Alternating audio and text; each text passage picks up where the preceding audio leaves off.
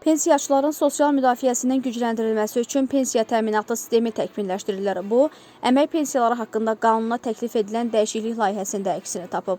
Layihəyə əsasən uşaqlara görə güzəştli şərtlərlə yaşa görə əmək pensiyası olan şəxslərin erkən pensiyası üçün 5 il ərzində ödənilən məbləği, hipofizqanizm xəstəliyinə tutulan şəxslərin və fizioloji mütənasibliyi pozulmuş cırtdanboy şəxslərin erkən pensiyası üçün 20 il ərzində ödənilən məbləği, orqanizmin funksiyalarının 80-100% pozulmasına görə və ya 18 yaşınadək əlilliyi müəyyən edilmiş şəxsə, habelə ahıllara qulluq dövrünün sığorta stajına daxil edilməsi ilə əlaqədar güzəştlərin qazanılmış pensiya kapitalına əsasən formalaşan məbləği üzrə əmək pensiyası ödənişinin maliyyə mənbəyi kimi dövlət büdcəsi müəyyən olunacaq. Təklif olunan dəyişiklik qəbul olunacağı halda yeni qaydanın tətbiqi 2025-ci il yanvarın 1-dən nəzərdə tutulur.